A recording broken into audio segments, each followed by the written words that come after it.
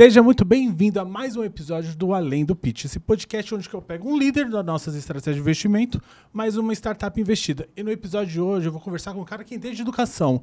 Hoje é o Rodrigo Marques, que faz parte do nosso estratégia do Edtex, e também vai falar comigo o Eric Fontinelli, se eu acho que eu acertei o nome, que é CEO do Bits Academy. Seja muito bem-vindo, meu nome é Danilo Alves e você está no Além do Pitch.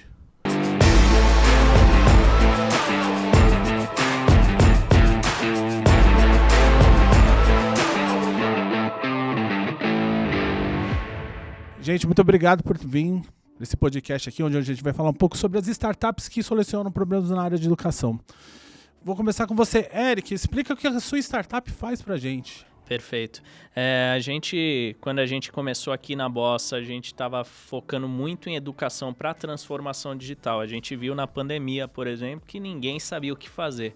Então a gente estava treinando muito essa galera para conseguir se encontrar nesse meio, né? Você tem uma startup que vocês fazem aula online, certo? Antes da gente continuar, quero que você se apresente aqui, grande Rodrigo, que está aqui do meu lado, que é um dos nossos co-investidores, que tem uma trajetória no mundo da educação.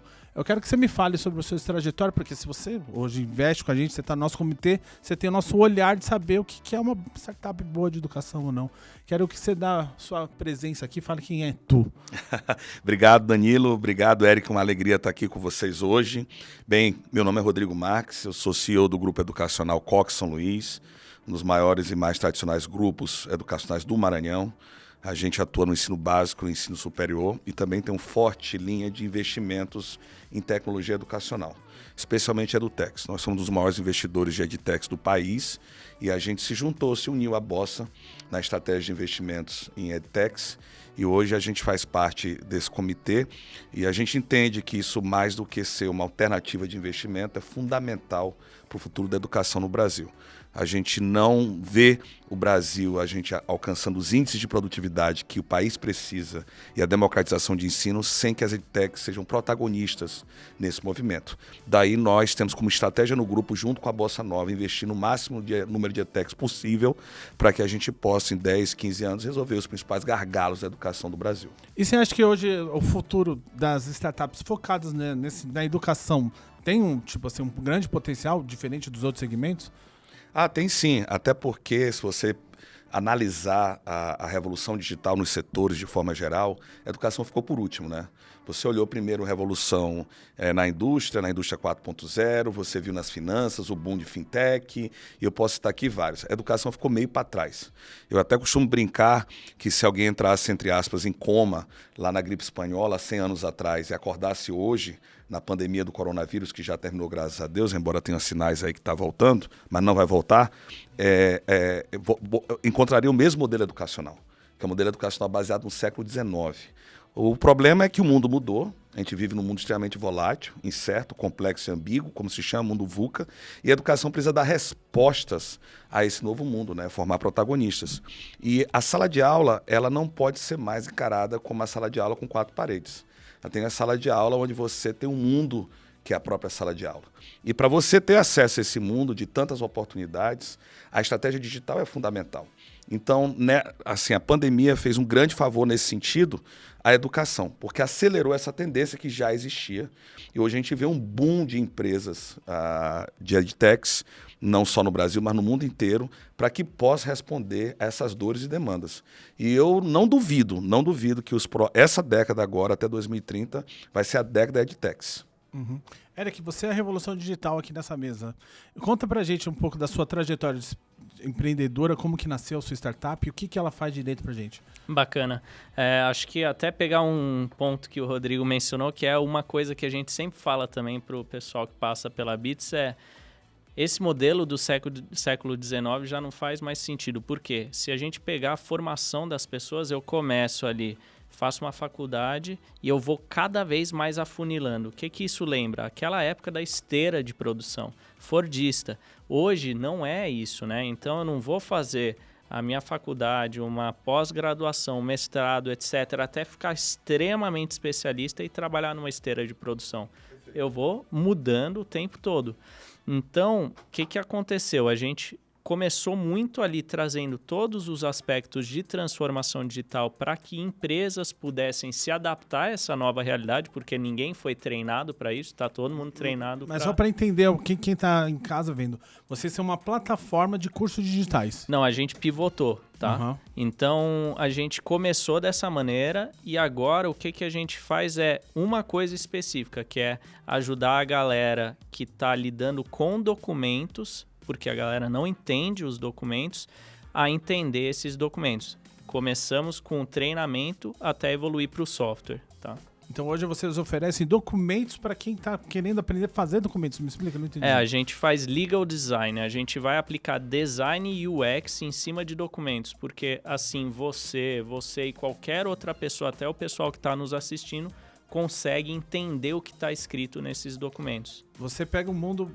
Esses documentos são os documentos jurídicos. Não necessariamente, qualquer documento. Se eu pegar um código de ética, por exemplo, que o RH geralmente te dá, né? A galera não lê e não entende. Agora, com essa tecnologia, você passa a ler e entender esse documento. E é dinâmico? Tipo assim, a pessoa pega o documento, joga e um software que consegue já traduzir? Como que funciona? A gente vai chegar nisso. Então. Estamos chegando daqui a pouco. Eu espero que próximo ano a gente chegue nisso. Já estamos trabalhando no algoritmo agora. Uhum. Muito bacana. Quando você lembra de quando você investiu na Bits Academy? Eu lembro da rodada. O que te atraiu na Bits Academy no investimento? Eu compartilho da mesma visão do fundador da Bossa, o João Kepler, meu amigo e o líder da Bossa Nova. Ele fala muito da questão do jockey e do cavalo. E algo que me chamou muita atenção na época, eu até revisitei recentemente esse comitê, é a força do empreendedor. E a prova da força do empreendedor é o que a gente estava comentando até antes de iniciar o podcast, é a capacidade de resiliência, de adaptabilidade, de ser ágil. E quando eu percebo aqui que o Eric está conseguindo fazer isso, está conseguindo pivotar, ver novas frentes de negócio, novas frentes de receita, fontes de receita e mudar o modelo de negócio, isso só prova que nosso investimento inicialmente vai dar certo. E essa é a nossa torcida, Eric, é por conta da força do empreendedor. Uhum. Conta pra gente como foi essa pivotagem que vocês deram, como você viu a necessidade, tipo assim, onde você viu a dor, uma nova dor, e como que foi todo esse processo de pivotagem? Inicialmente esse era um dos cursos que a gente dava, né? E aí a gente começou a ver que só tinha gente nesse mercado, a gente estava formando todo mundo que estava querendo entrar nisso, e a gente falou... Em todo o resto, a gente tem muita concorrência. E a galera na pandemia dando curso de graça. Aí a gente falou, cara, é aqui que a gente tem que focar. E ali a gente tinha uma possibilidade de criar uma esteira de produto além do curso, né?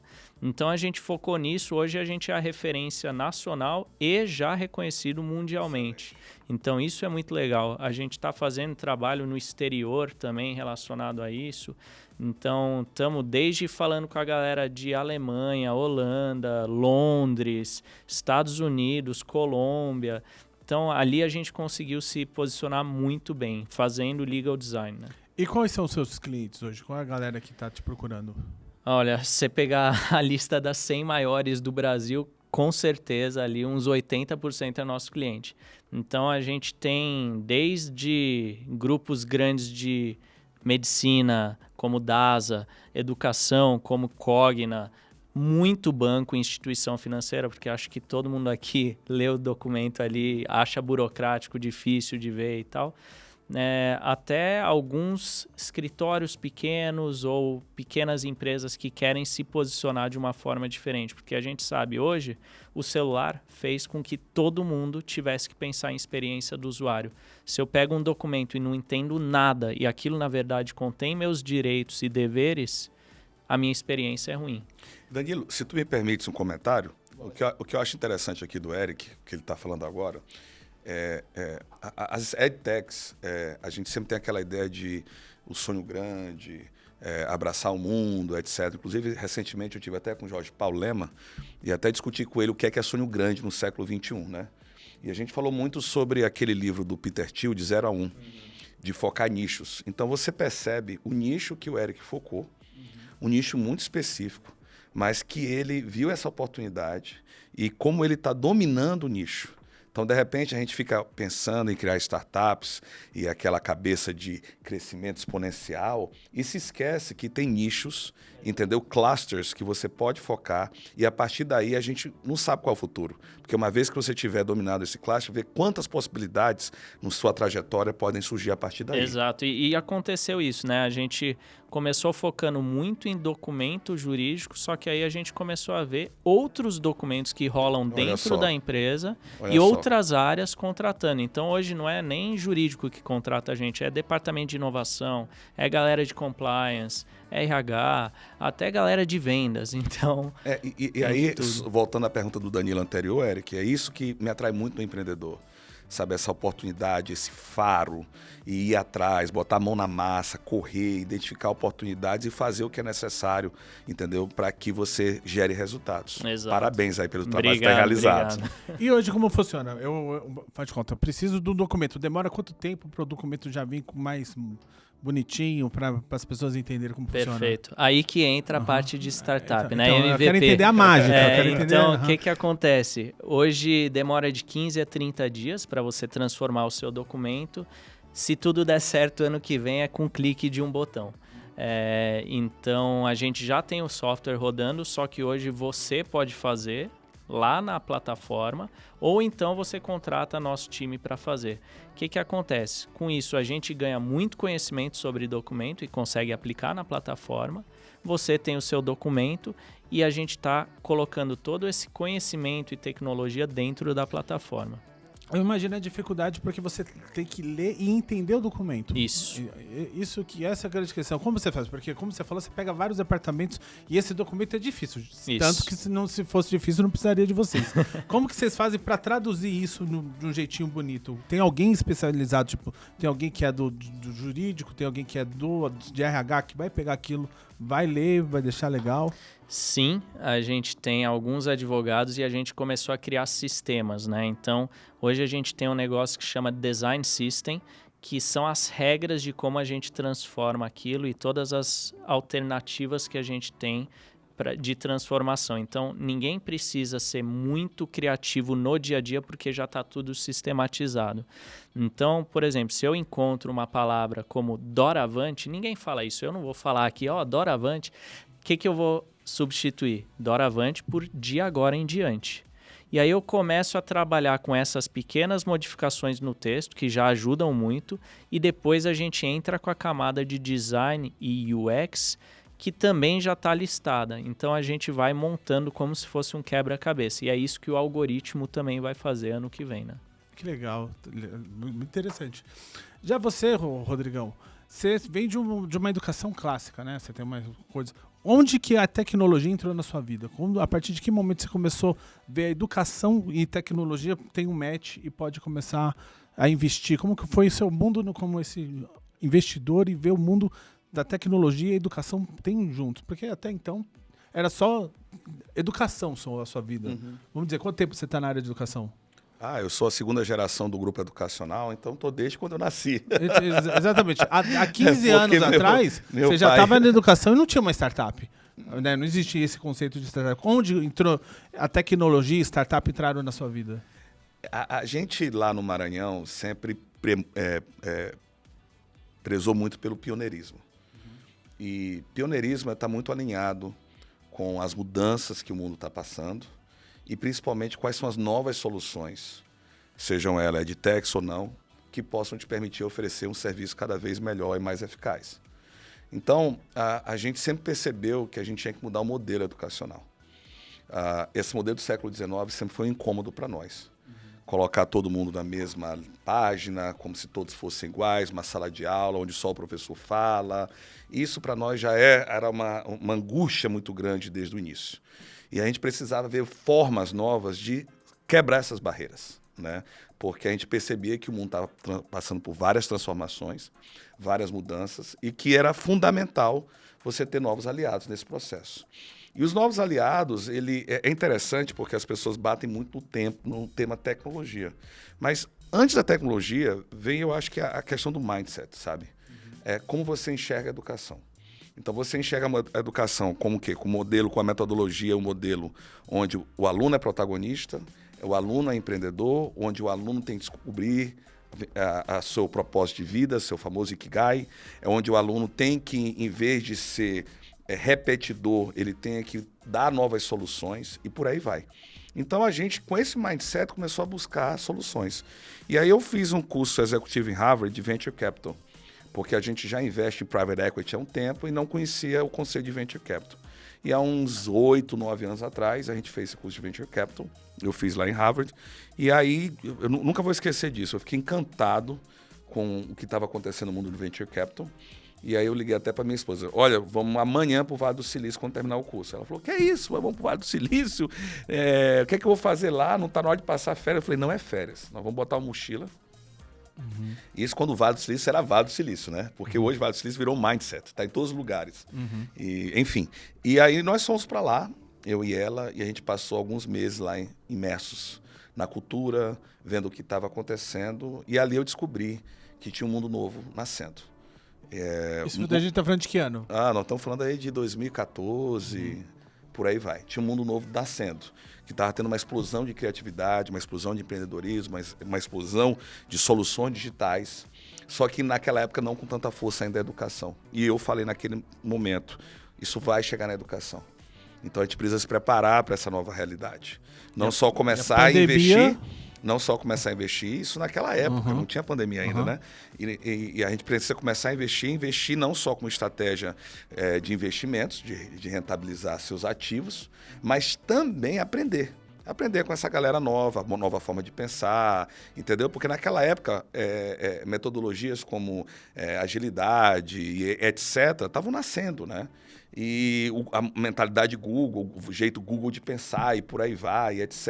Então a gente precisava aprender. Então a gente começou a investir em várias empresas tech, e tanto no exterior quanto aqui no Brasil, para poder aprender. E a gente começou a estar próximo, começou a ver que a educação começou a entrar na linha, por conta dos desafios que tinha.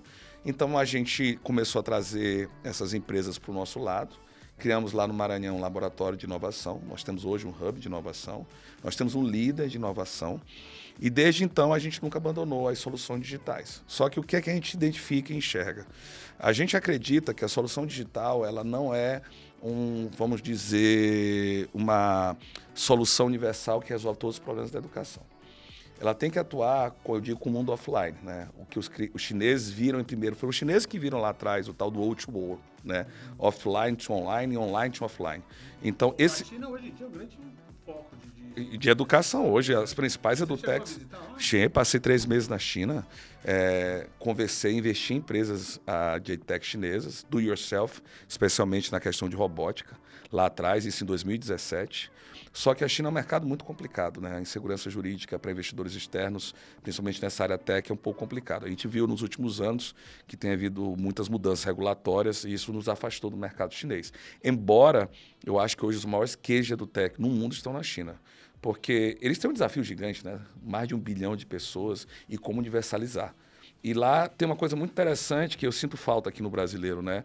Lá um grande desafio das tecnologias das edutechs, e o Eric pode falar isso melhor do que eu, inclusive, e das soluções digitais, chama engajamento. Então, você, no princípio, todo mundo adora, mas depois você manter na plataforma e a pessoa continuar, exige um grau de disciplina, um grau de foco e por aí vai. E na China, não querendo generalizar, mas generalizando, eu acho que o desafio de engajamento lá é menor. As pessoas têm uma pretensão maior de buscar, de descobrir, de estudar do que, repito, não quero generalizar, mas generalizando, me perdoe por isso, aqui no Brasil não vejo tanto isso. Então, os desafios grandes do tech aqui no Brasil é justamente isso, é engajar. E para isso que no Brasil, esse lado, vamos dizer, do pessoal, do offline é fundamental.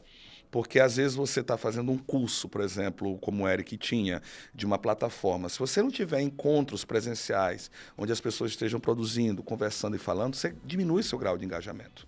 Então, eu repito, não é uma panaceia e nem uma caixa de Pandora onde você ali tem todos os problemas resolvidos. Mas, no entanto, tem que ter uma estratégia onde os dois funcionam de forma complementar. E eu acho que o Brasil, nesse sentido, deu grandes avanços, principalmente pós-pandemia. A pandemia, eu brinco, né? A pandemia ela não mudou o mundo, ela apenas foi eu chamo de acelerador de partículas. Já existia uma tendência aí em voga, e aí, na educação, falou assim, não, peraí, vamos que a pandemia veio e acelerou uma tendência que já estava em voga, e principalmente num fato positivo, né? Porque quebrou resistências. Porque você imagina que sempre que se fala em tecnologia, existe esse falso pensamento que não é de hoje, desde da máquina, o ludismo e etc., de que não, vai substituir o homem. Não é bem assim. Então, tinha um medo muito grande de substituição dos professores. Pelo contrário, os professores, mais do que nunca, hoje em dia, são necessários e mais do que nunca têm oportunidades, só que dentro de um modelo novo. Uhum.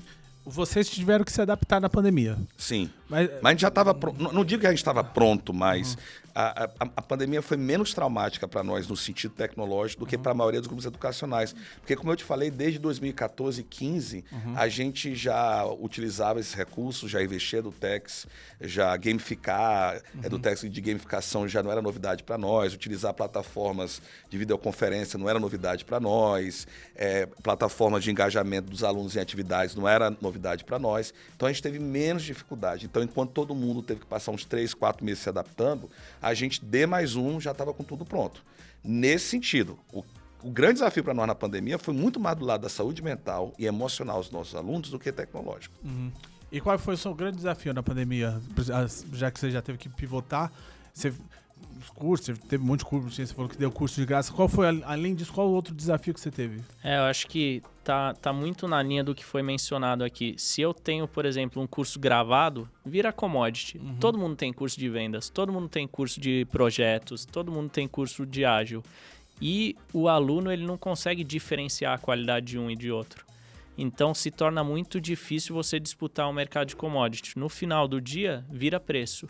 Então, é muito difícil. E se você é uma startup, você não tem um selo como Harvard, FGV, INSPER, como que você vai fazer?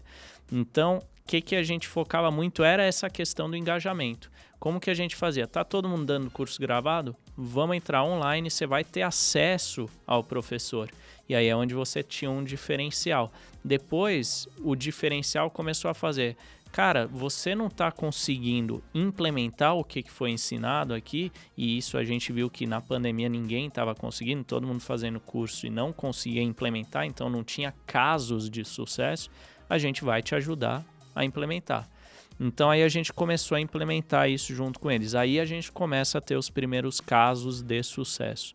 Então acho que essa foi uma primeira fase, e a segunda foi onde a gente identificou. O pessoal está muito ocupado com várias coisas, está estudando e etc. e não consegue implementar, então tem que ser fácil. Não pode ser um processo longo, não pode gerar atrito, então tem que ser com uma ferramenta. E aí a gente começou a desenvolver a ferramenta, que é o software, né? E, Rodrigo, só tira uma dúvida para mim. Você que já tem esse olhar de análise, quando você vai ver uma fintech, o que você olha? Qual são... os skills que ela precisa ter para você ganhar o seu aporte? Uma fintech? Uma fintech ou edtech, desculpa. Bem, essa é uma pergunta aqui que você me permitiu, eu vou passar uns 40 minutos falando, tô brincando. Não, pode falar à vontade. Porque esse aqui é a grande. A gente quer a pessoa que esteja em casa, ela já vem preparada para quando ela for apresentar o pitch dela. A gente vê muito erro, né? Muitas empresas claro. não sabem manejar, não sabem fazer as coisas certas. O que está faltando para as empresas, às vezes, apresentar o serviço dela e ganhar um aporte? Essa pergunta é maravilhosa. E antes de, se você me permite, antes de responder essa pergunta, eu queria primeiro falar um pouco do contexto. Sim, lógico. Para poder, porque às vezes as pessoas elas pensam muito na receita de bolo de forma bem pragmática e nem sempre é assim. Até porque o mundo a gente está vivendo uma transformação, sem precedentes, usando o clichê na história. Então, é preciso entender um pouco desse contexto na educação para entender como é que o empreendedor pode ajudar, como o Eric está fazendo, entre outros, e pode receber investimento. Primeiro, quais são os principais desafios da educação hoje? A gente tem, primeiro, personalizar, identificar que cada aluno, entendeu, é diferente do outro. A gente não pode colocar todos os alunos assim na mesma régua. Cada aluno tem competências diferentes, habilidades diferentes, aptidões diferentes, sonhos diferentes. Então, isso já é uma ruptura com o que a gente acabou de falar da educação do século XIX. Então, primeiro ponto. Então, existe uma tendência forte na educação sobre personalização. Esse é um ponto número 1. Segundo ponto, engajamento. Hoje não existe nada mais desafiador para a geração dos millennials, até para a minha geração, que eu não sou millennial, eu sou X, para os millennials e para a geração Z, do que chama-se atenção. Conseguir a atenção de alguém hoje é muito difícil. Então, um modelo educacional onde você passa a manhã inteira, a noite inteira, a tarde inteira dentro de uma sala de aula, ou 2 horas dentro de um app, ele não funciona mais. Ele não dá para você os resultados esperados. Então, como é que eu consigo maximizar o engajamento? Vou te dar um exemplo aqui super interessante. Como é que se revisava para provas no passado? Você pegava suas anotações, pegava o que o professor falou em sala de aula, pegava o material do professor. Eu fiz uma pesquisa recente no nosso grupo educacional. 90% dos meus alunos, tanto no ensino superior quanto no ensino básico, eles revisam usando vídeos do YouTube. Ou seja, por que ele não está usando o meu material? Por que ele está usando o vídeo do YouTube? De alguma forma, aquele vídeo do YouTube produzido por um terceiro está engajando mais. Isso não é só com o meu grupo educacional, isso é uma pesquisa feita mundialmente. Só que eu fiz questão de fazer dentro do nosso grupo educacional para comprovar que é aquilo lá. Então, o segundo ponto é engajamento. E o terceiro ponto, que eu acho que eu não vou colocar aqui em ordem de importância, um terceiro ponto que é crítico para mim, que é crítico hoje, o aprendizado está em todos os lugares. Eu acho que a educação não é monopólio das instituições de ensino. Aqui eu estou aprendendo com o Eric, eu estou aprendendo contigo. Eu vou para um café, estou aprendendo com as pessoas. Eu vou numa empresa, estou aprendendo naquela empresa. Eu estou em qualquer lugar, a gente sempre está aprendendo. Então, esse conceito de lifelong learning, ele é um conceito que tem que estar muito incrustado, entendeu? Nos estudantes do século XXI, nos professores do século XXI e nas instituições do século XXI. Eu não arrisco, sabe, dizer, aliás, arrisco dizer, Danilo e Eric, que até 2030, todas as instituições do mundo, todas as empresas do mundo vão ser empresas de educação.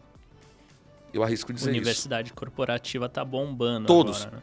Todas. Assim como você vê hoje todas as empresas tornando-se fintech, eu acho que todas vão ser techs. Por quê? Porque elas têm uma expertise X, Y, Z, sabem como fazer, entendeu? E elas têm que ensinar e formar os alunos.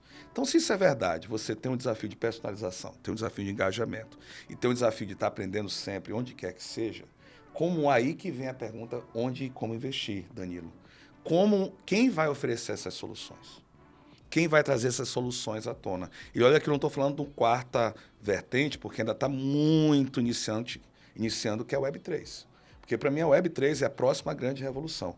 Só que a gente mal está ainda na educação na Web2. Não adianta eu falar assim para vocês aqui, gente, blockchain vai mudar a educação dessa forma, porque além de restrições legais, nós temos inúmeros desafios aí pela frente em relação à tecnologia e por aí vai. A gente, por exemplo, foi o primeiro grupo educacional a utilizar metaverso no Brasil. A gente hoje tem conteúdos no metaverso. Hoje um aluno meu coloca o óculos, aprende filosofia da Grécia Antiga, filosofia clássica, batendo papo com Sócrates no óculos. Entendeu? Uma coisa incrível. Só que hoje nós estamos naquela linha, quando você pega a linha de tecnologia exponencial, que é uma tecnologia ainda extremamente cara. E não dá para um empreendedor falar assim, olha, eu tenho a solução, porque vai ser difícil a adoção pela dificuldade de escalabilidade, entendeu? De uma tecnologia que ainda está muito cara.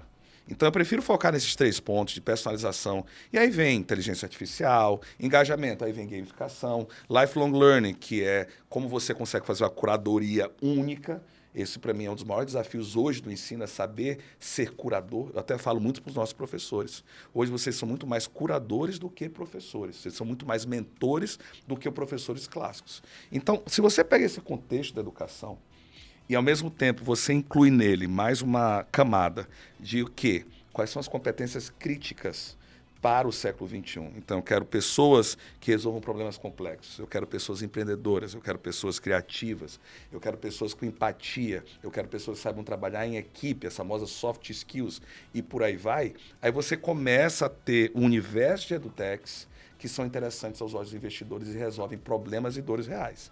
E aí, Danilo, se você soma a empreendedores como o Eric e outros, com sangue nos olhos, faca nos dentes, e está a fim de fazer, e que carrega um propósito muito forte no coração de falar o seguinte, gente, a gente precisa, o maior desafio do Brasil é a educação. É o maior desafio do nosso país. pessoal fala muito em reforma, se tem que fazer reforma tributária, nada contra. Mas hoje nossa produtividade é muito baixa. Essa produtividade só vai ser elevada via educação. E aí vai ser um grande esforço conjunto de academia, EdTechs e empresas juntos, fora o poder público. Então, os empreendedores que têm essa visão, e claro, entendam de negócios também, porque a gente não está falando de filantropia, não estamos falando de doação, estamos falando de negócio. Tem essa visão, identifiquem esse contexto, essas necessidades, essas dores, aí, Danilo, é um potencial para investida, para a gente investir, assim como Bossa Nova, assim como outros investidores, Brasil e mundo afora, é muito grande. E aí, Rodrigo, até pegando isso aí, o nosso modelo de negócio hoje não existiria se não existisse esse problema educacional. As pessoas não leem e não compreendem os documentos. Por quê? Tem um problema educacional antes. Então, você tem várias formas de resolver esses problemas, né? E esse é um grande problema do país. Eu sempre vou fazer uma pergunta polêmica. Você acha que esse problema vem de uma cultura nossa de não ler já? Tipo assim, a gente já tem dificuldade de ter preguiça de ler? Tem estudos que mostram isso. Então, tem um estudo que foi feito nos Estados Unidos. Ele vê... Tem alguns problemas, tá? Primeiro, as pessoas não leem. Todo mundo que tem conta na Netflix e está assistindo a gente aqui, eu tenho certeza, 99,99%, inclusive vocês, não leram o termo de privacidade e o termo de uso da Netflix. Então a gente já não lê. Se for ler... Atualiza o aplicativo. Tudo, só clica. Se eu estou vendendo meu aplicativo, não sei, só clica. Exato. Uhum. E aí, esse é um ponto, a gente não lê. O segundo eu não entendo. Então a capacidade de interpretação de texto, vocabulário, etc., é baixo. Então já tem um segundo complicador. O terceiro quem domina essas técnicas, às vezes... está fazendo esses documentos justamente para você não ler. Então, existe um estudo que mostra esses documentos são feitos para a gente não ler. Porque ele não conversa comigo, eu não entendo e eu não vou me dar o trabalho de entender. Então, são 3 problemas aí. E isso está tudo baseado na educação. E esse é um ponto importante, Eric. Fiquei muito feliz de você ter trazido isso à mesa. E essa pergunta sua bem polêmica e bem interessante. O Brasil tem um desafio muito grande, Danilo e Eric, no ensino básico. A gente não dá prioridade devida ao ensino básico no país. Existe, inclusive, uma discussão muito grande, polêmica, se o MEC deve privilegiar mais as escolas do ensino básico às universidades. Eu não vou entrar nessa confusão aqui agora, porque é um salseiro, como dizem meus amigos mineiros. Mas é bom que ele está nas duas pontas, eu estou nas duas pontas. E por isso que eu queria trazer essa minha experiência, que o grande desafio no Brasil é porque, como o ensino básico no Brasil ainda é mal feito, vide os nossos rankings no PISA, entre outros, a gente acaba deixando de ter, o Brasil de forma geral, acaba deixando de ter 2 competências acadêmicas muito críticas. Uma é a lógica, que vem pela matemática, vem pelo ensino matemático, então às vezes as pessoas, matemática é muito mais do que fazer conta, equações, é lógica, é pensamento, é o princípio do pensamento computacional, que é uma competência tão crítica para o século XXI. E o segundo é leitura e interpretação, que é as matérias referentes ao português. Então, quando você tem dezenas de milhões de brasileiros que não dominam isso, eles vão para o ensino superior e vão para a vida profissional assim, com desafios hercúleos. E além, vou colocar aqui entre aspas, a preguiça, o problema, como o Eric colocou muito forte, é a questão da interpretação. Porque se o ensino básico é mal feito, não adianta você mandar esse aluno para as melhores universidades do mundo, para eles fazerem os melhores cursos do Brasil, porque eles vão ter a base frágil. Por isso que é ensino básico, a base frágil. Então, isso que ele está fazendo é fundamental, mas a gente tem um problema estrutural para resolver, que é como, entendeu, no médio e longo prazo, isso não é do dia para a noite, a gente consegue consolidar o ensino básico no país, de forma que a base acadêmica das pessoas, independente se eles sigam ou não o ensino superior, se eles seguem o ensino técnico, até hoje na área de TI. O que está acontecendo na área de TI? As pessoas não estão indo para o ensino superior. As pessoas estão fazendo cursos livres mundo afora por conta da demanda e das possibilidades. Então, mais precisa desse ensino básico muito bem feito. Eu vou fazer a pergunta polêmica para você também. Danilo. Porque o que acontece? A gente tem Deixa com o Eric as perguntas polêmicas. O grande problema no ensino básico. a tecnologia podia ajudar isso. Como que a gente... Só que a gente tem uma grande parcela da nossa população que estuda escola pública. Eu vim de escola pública. Como que a gente consegue aplicar isso para esse povo ter uma qualidade de ensino como tem as outras escolas, tipo, com poder ter óculos futuristas e tal? É como o nosso grupo. Uhum. Faz o merchan, tô brincando. Danilo, você fez uma pergunta maravilhosa. E eu vou tentar não envolver poder público aqui na resposta, porque poder público sempre é um desafio grande, tem muitas polêmicas em volta, o país está muito polarizado e por aí vai. Mas vamos falar dos desafios. E vamos falar principalmente o que é que as startups, a iniciativa privada pode fazer para resolver esses desafios. Eu acho que primeiro tem um desafio gigante, que é a infraestrutura. Entendeu? É infraestrutura. Então, hoje, você tem mais celulares no Brasil do que pessoas. Então, isso quer dizer que todo jovem da escola pública ele tem um celular na mão. Então, esse celular abre inúmeras portas para ensino de matemática, ensino de português, melhoria de aprendizagem, por aí vai. Por que esse celular não é utilizado para isso? Esse é o primeiro desafio. Existe um desafio cultural, que eu não vou entrar no mérito, mas existe também um desafio que aí foi até uma proposta que a gente fez a uma grande operadora telefônica, fazer o seguinte, olha, quem compra com você, pré-pago, pós-pago, o que seja de classe C, D ou estude na escola pública. Por que você não pega essa faixa bem aqui de usar da educação, ele não consome do seu plano? Isso já seria uma grande ajuda. Entendeu? Isso seria uma grande ajuda. E como fazer isso? Nós discutimos, isso foi antes da pandemia, veio a pandemia, a gente não conseguiu avançar. É um assunto que está na nossa pauta pós-pandemia. Esse é o primeiro ponto. Outro segundo ponto que é como o ensino público ele pode ser parceiro do ensino privado, particular. Eu acho que tem muita coisa que pode fazer juntos, entendeu? Muita coisa que pode fazer junto. Tem muita sinergia, tem muita coisa que pode ser integrado, entendeu? Eu não estou dizendo que o ensino particular ele vai ser a resolução de todos os problemas do ensino público, mas você consegue resolver muito desses problemas, entendeu isso? Vou te dar um exemplo. A gente tem um programa no nosso grupo educacional que os nossos alunos dão uma aula de reforço para os alunos de escola pública. A gente já impactou dezenas de milhares de alunos da escola pública, entendeu? E esses alunos hoje, a gente tem um relatório de impacto no nosso grupo, que você acompanha, entendeu? O desempenho daquele aluno, se ele está realmente... porque é uma relação assim, que a gente investe, mas também quer ver o retorno. Isso faz bem para o nosso aluno, porque conhece uma nova realidade, e faz bem para o outro aluno, porque ele está recebendo um reforço. E não só um reforço, ele consegue ter uma perspectiva de melhoria, uma perspectiva de crescimento e por aí vai. E o terceiro ponto, quando entra nas edtechs, são edtechs mais voltadas para a escola pública. Só que eu entendo um pouco o medo das edtechs voltadas para a escola pública. Elas têm muito receio, e com toda razão, do fator compras do governo. Entendeu? Elas têm esse receio e com toda razão. Elas não estão erradas nesse receio inicial, porque passa sempre por licitação essas coisas. Então a pergunta é como você encontrar formas de monetização onde eu entre na escola pública, entendeu? Onde eu entre na escola pública, seja por um valor mais baixo, seja patrocínio, ou seja até através de ONGs, entendeu? Para que eu possa oferecer aquilo que a escola pública não tem. Então, por exemplo, tem um projeto incrível do Edu Lira, do Gerando Falcões, que ele foca muito na educação, mas ali as edtechs que ele usa, o que ele está usando ali é muito baseado no modelo de doação. Então, eu acho que o desafio, e existe aí um desafio e uma oportunidade gigante mesmo. Qual é o modelo de negócio que eu levo para as escolas públicas, sem depender de governo, sem depender de doação, mas que ao mesmo tempo monetize e traga, entendeu, sustentabilidade econômica e empresarial, para mim, é EduTech. Eu acho que o Brasil tem uma vida grande para isso. E aí, a gente não precisa ir longe, assim, no sentido de benchmark global, porque o Khan Academy, na Índia, nasceu dessa perspectiva. O Khan Academy nasceu dessa perspectiva na Índia. O que foi que eles falaram lá, o Khan, né? Ele falou o seguinte, olha, o governo não vai resolver, nós temos um desafio gigante aqui na Índia, isso e aquilo, e ele criou o Khan Academy. Hoje o Khan Academy já foi muito além das fronteiras da Índia, entendeu? E hoje é um produto e um serviço global. E aí é uma convocação que eu faço aqui a todos os empreendedores brasileiros. Por que o Brasil entendeu? Não nasce aqui no país um novo Khan Academy? Entendeu? Como nasceu um novo Khan Academy que resolve esses desafios do ensino público e básico, que é onde estão as principais dores no tocante ao ensino básico.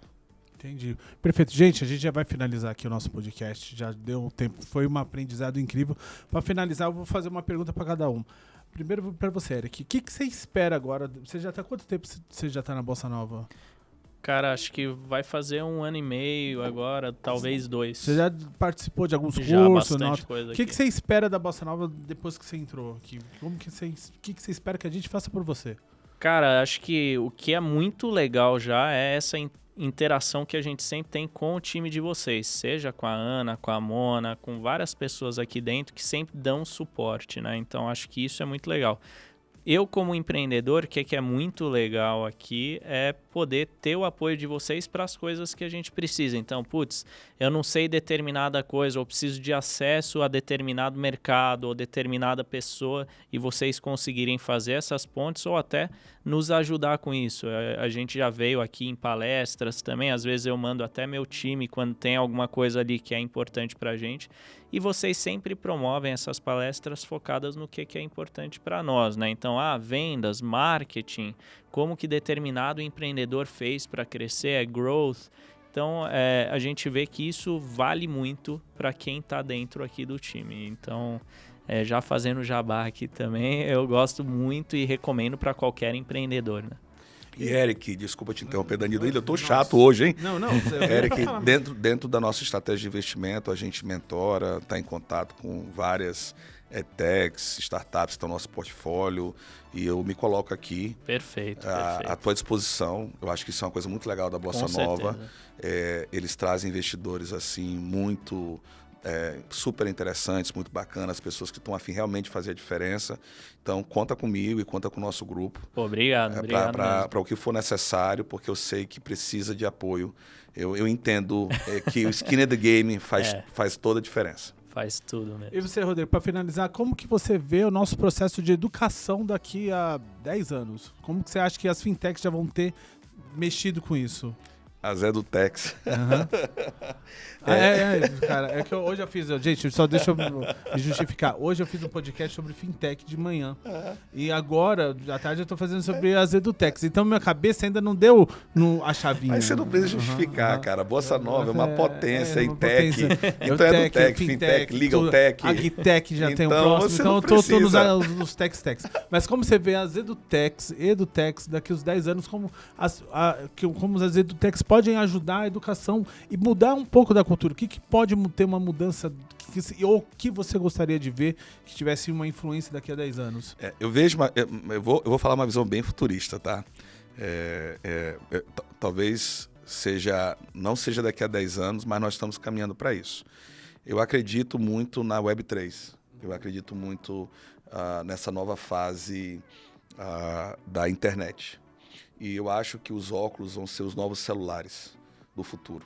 Também os óculos hoje são caríssimos. Daqui a pouco eles vão estar com preço muito mais baixo e a gente vai fazer tudo pelo óculos. Então eu imagino que no futuro, daqui a 10 anos, quando eu penso na educação, eu penso em experiências extremamente imersivas.